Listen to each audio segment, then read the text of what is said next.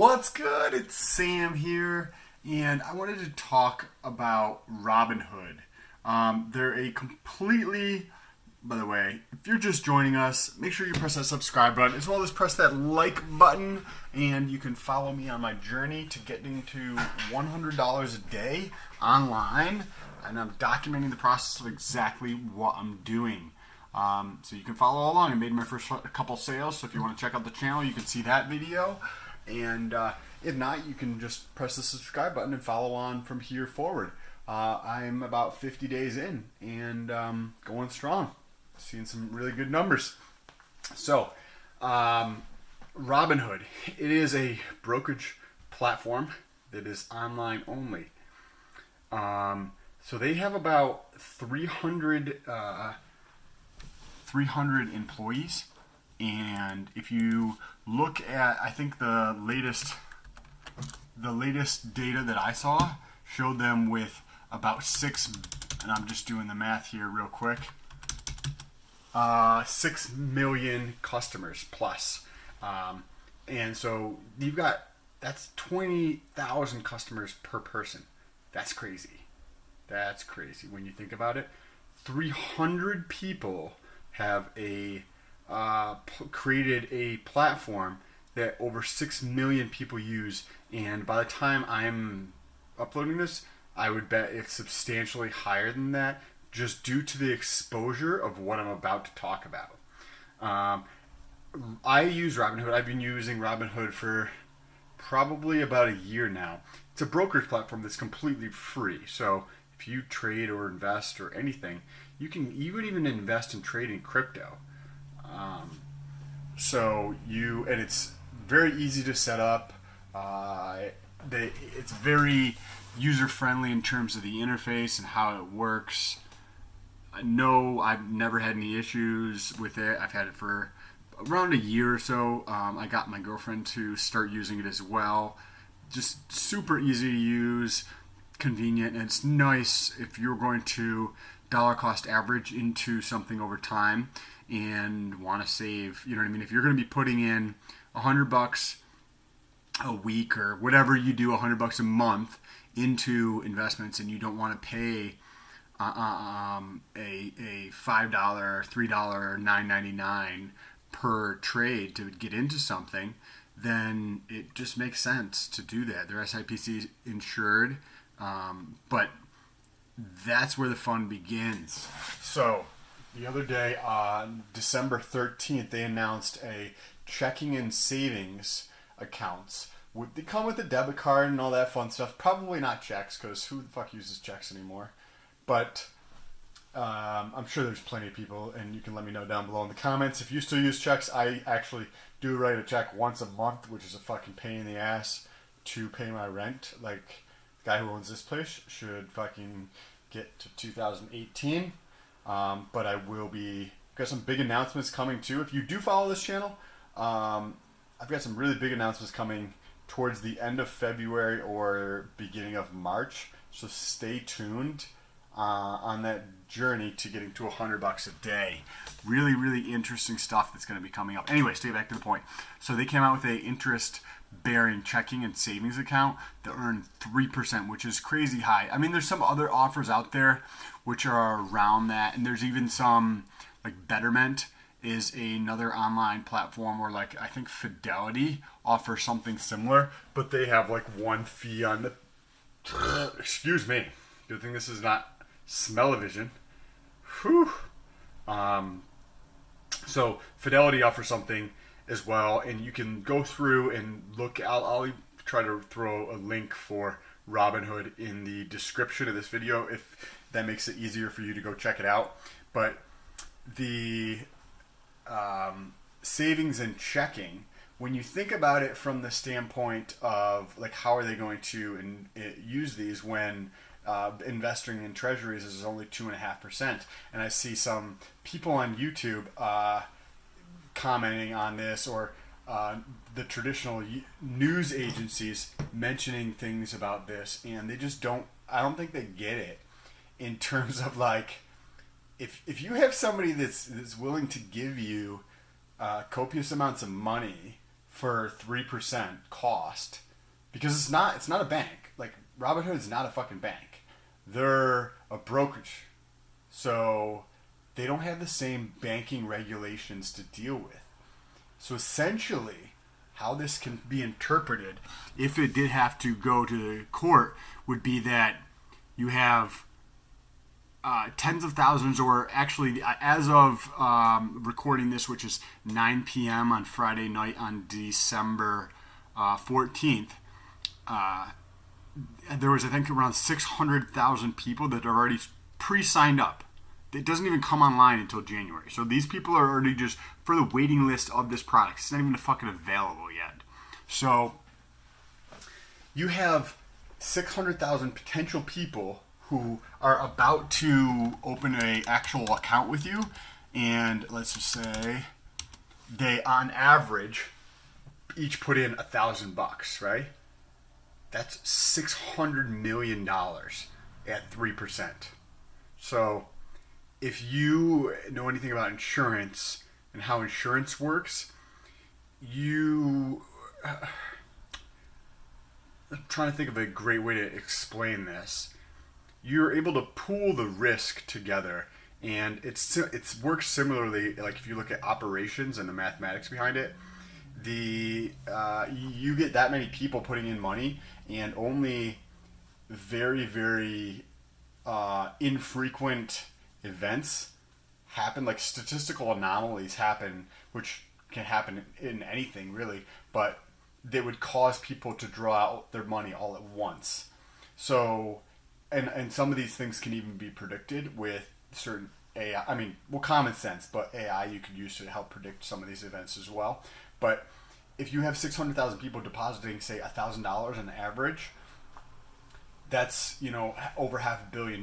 Now, you have to pay out 3%. So if you could take, like, 200 billion or 200 million of that, and you can just put it into short-term treasuries, right? And that takes care of some of that risk of that obligation or that liability to pay out 3%. And then you could take 200 billion and put it in a slightly longer term treasury. And then you could take the other 200 billion or next 150 billion and put that in a longer term where it's exceeding 3%. And then you could take $50 million and you could invest it in something even slightly more risky.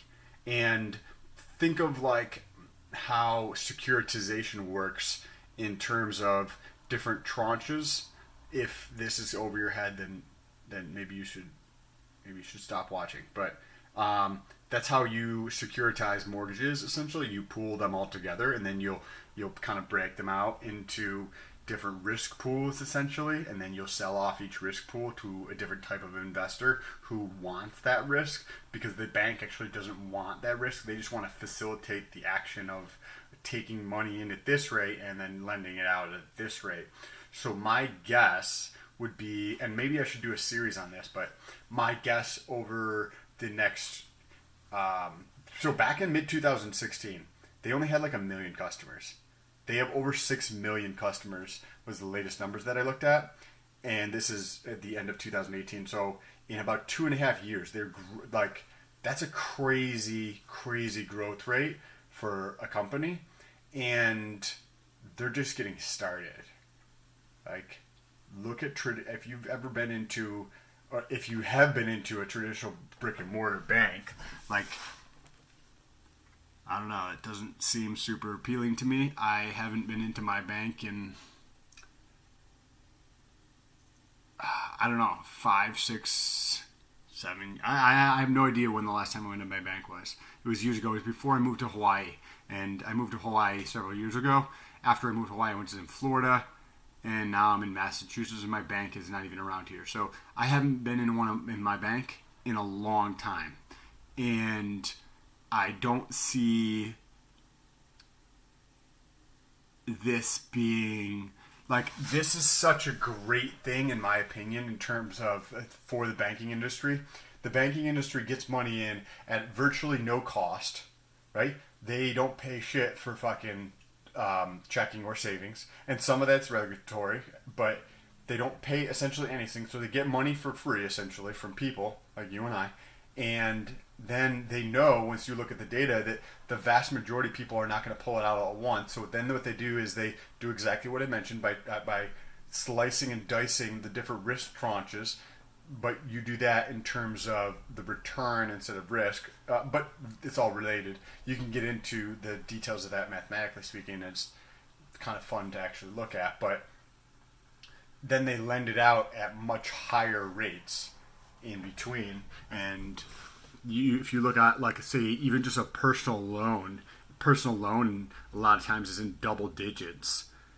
So even if, or high single digits. So you're getting virtually nothing on your savings. And then if you were to take out a personal loan, you're at like double digits or at the very high end of the single digits. Even if you have an amazing credit score, like my credit score is around 800, and I would still probably get a rate that's at the very high end of single digits, or like 10%, 11%. I would probably be in the lower end of what I could get, but they only pay out maybe 1%. So there's a giant margin in there for a company to come in there and squeeze those, where both of those can come together when you think about it, because it's very, very cumbersome. I remember being in Hawaii, and you have to fill out paperwork at a bank, and that is cumbersome. Like, if you're watching this video on YouTube, there's probably a good chance that you may agree with me. Filling out paperwork is not something that I want to do, or that I think a lot of people should be doing in 2019. It just doesn't make fucking sense. Like, there's a way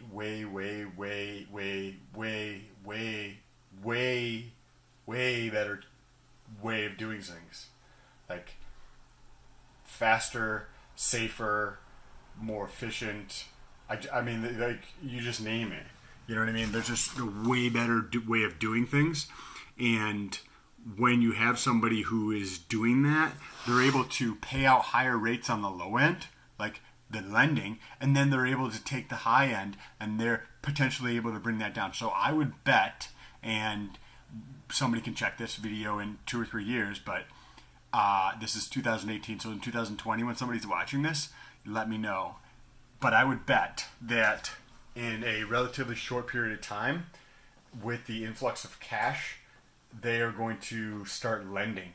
And the lending is more than likely going to be at very, very, very competitive rates.